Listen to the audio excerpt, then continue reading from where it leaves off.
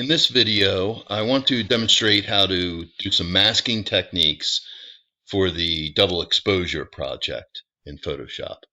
So when we left off in the last video, basically I talked about using smart objects in your files, how to get different images into the same file by using the place embedded or clicking and dragging method from one file to the other. So in this episode, I want to get into some masking techniques and in particular, how to combine the two images together into that blended double exposure image. So if we go back to the file where I have the sunset image along with the hand, um, I'm going to continue by simply going with the direct selection tool, or excuse me, the quick selection tool. And I'm just going to go ahead and make a selection of the hand. And the quick selection tool does a really great job in this case because the background is very white. It is very plain. It's white. So we have a nice amount of contrast between the image of the hand, the outline of the hand, and the background. So if you know you're going to be creating a project where you want a picture of a hand or a certain object, and you're setting up the photo, choose an appropriate background for that. A very simple, plain background will allow you to isolate the object that you're selecting much more easily. So the quick selection tool did a really nice job here with the outline. The only thing it missed was the space in between these two fingers. So I'm going to hold the Alt button and just click in this area to deselect that. And then we'll go to the select the mask button or the refine edge button. And as I'm looking at the outline of this, that looks great. The only thing I might want to do here is just a little bit of smoothing. Nothing too major. We'll go to about 8 on that. And we want to output it to a new layer with layer mask, and then click OK. So essentially what I have here is the masked area around the area around the hand is masked away. So I'm actually going to make a copy of this layer, and I'm going to invert the mask on this layer. So I just press Control J to make a copy of that, by the way. And I'm going to click on the mask and press Control I and invert the mask. So you can kind of see what's happening with these two layers. On this layer, I have the image of the hand masked away. And then in the other one, I have just the background. And I'll be combining these images together in a few minutes, so just kind of bear with me here as we continue. So what I want to do now is turn on the visibility for this sunset image, and I want to click and drag and move this so it's underneath the image of the hand. So right now I have the sunset appearing behind or inside the masked area of the hand.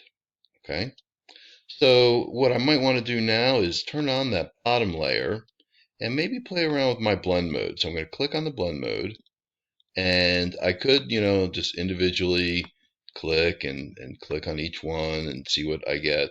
Or if I just have this highlighted, I can press the down key on my keyboard and cycle through each of those layers. That looks pretty good, or each of those blend modes, I should say. So, you might get some really nice effects. Other effects like the hard mix, probably wouldn't really go with that. So most of the blend modes are not going to give you good results for this. Probably as I'm cycling through, there's some that work. Maybe this luminosity might work. That might be a contender. And then once I get to the bottom of the list, I have to press the up arrow to kind of cycle through and go back through and see some of the other ones. There was vivid light looks pretty good. Hard light looks pretty good. Even soft light, that may kind of work as well. Overlay, lighter color, and so on. So kind of just choose whichever one you think is going to work the best. Multiply is pretty good. I think that's what I'd used on the original example. Maybe I'm going to do something a little different with this and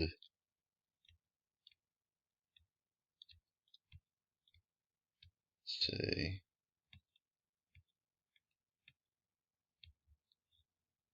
Maybe we went with the luminosity. That's kind of nice. I think it's between the luminosity and maybe hard light. That looks good too. Different effects. Soft light. There we go. Let's go with that. Very subtle. Not too overbearing. It's not like, glaring at me as far as the overall image or the combination of those. It's not too harsh. All right, so I kind of like that a lot. I like what it's doing with the blending. I can still see the details of the hand showing through with the palm tree. So I think we'll keep that. And what I want to do now is I want to flatten some of these images and then start doing some additional masking. So let's see. Let's make a copy of these layers, and Control J will work. I'm also this time I'm gonna press the Alt button and then just click and drag a copy of the layer. It's another way you can make a copy of a layer. And I'm gonna turn off the copy of each layer, Alt click and drag, and then turn off the copy. And this is a little bit of extra steps that I may not totally need, but I've done a little bit of work with these masks. I want to keep those. I don't really want to get rid of them. So, I want to have a backup copy just in case. So here I've made some additional layer copies. I'm going to click on this layer, and if you notice, it's visible. So I really only have 3 layers visible right now. And what I want to do now, just like with the Cubist image, I'm going to merge the visible layers. So I went to Layer, and then all the way down to Merge Visible. So essentially what that does, it combines all those images into a single layer. Now, what I want to do is mask out this blending that's happening on the fingers at the top. I'm not really crazy about that. I could keep it, but the overall color cast of the hand is now purple. I just want to make it look like the sunset is kind of radiating in the palm, and that I don't want to have that blended effect here on this part of the hand. So if we just kind of go back and let's see what's going on. I don't actually want that layer. I want to look at some of my other layers. Let's go with this image. That could work, or it could even be the entire image here. I think we'll do that. And I'll make a copy of this, Alt click and drag. And we'll turn that off for a minute. All right, so we have this layer. It's the only one visible. Let's turn this on. And what I want to do now is start masking out some of the color on this layer. So I'm going to activate this layer. I'm just going to click on it to select it. And I'm going to add a mask to this. And instead of using the quick selection tool and making a selection here, I'm just going to work directly on the mask and paint. So I'm going to switch my brush tool. I could press B to activate the brush tool. That's the keyboard shortcut.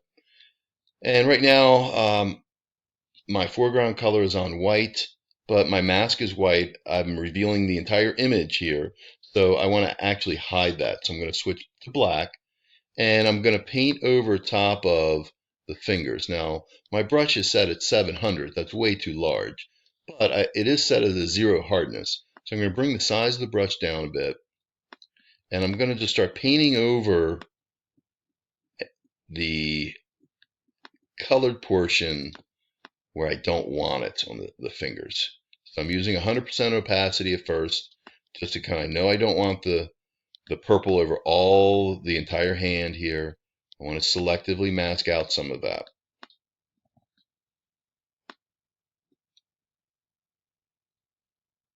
So you notice I'm working on the mask, not directly on the layer.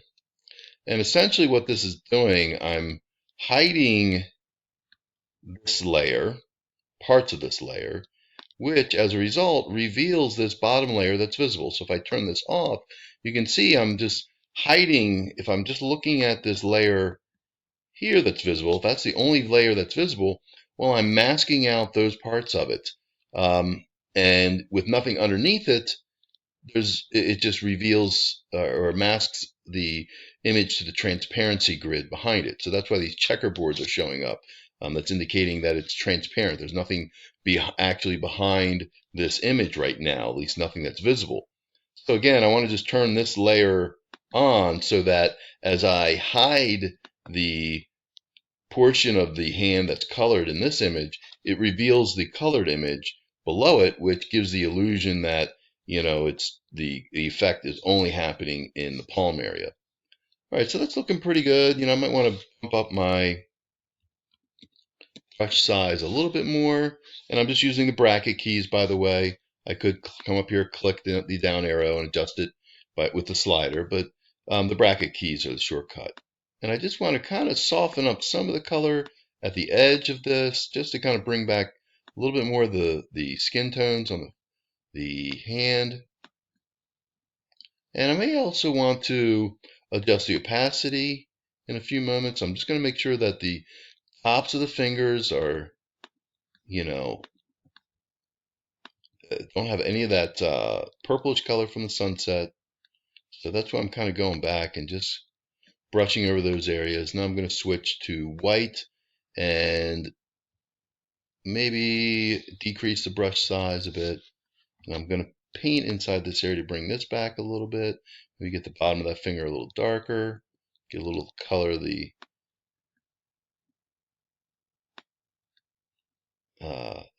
what's underneath there, kind of mixing with the skin tones just ever so slightly. And maybe adjust the opacity again, kind of fade some of that, so maybe down to about 30%. And we can kind of hide a little bit more of that just so it's not quite so overbearing. And let's actually go to black and paint over that just to hide some of that effect. And you can toggle back and forth from white to black to reveal more or less of the image underneath. And let's hide some of this. So I'm using a slightly lowered opacity here, which is going to start kind of giving me a blended effect. It's going to allow the pixels underneath to kind of start showing through. And as a result, I kind of get a little bit of a blending effect between the mask layer and the layer underneath it.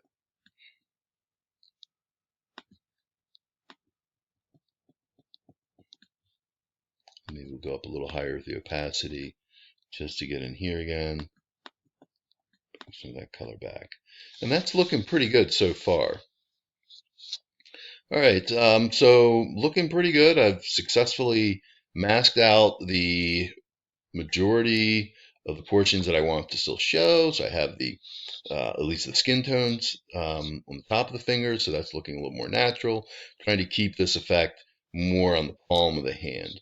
In the next video, I'm going to just review some quick finishing touches as far as adding a vignette in the background, and also the liquify filter to do a little bit of manipulating along the creases on the palm of the hand.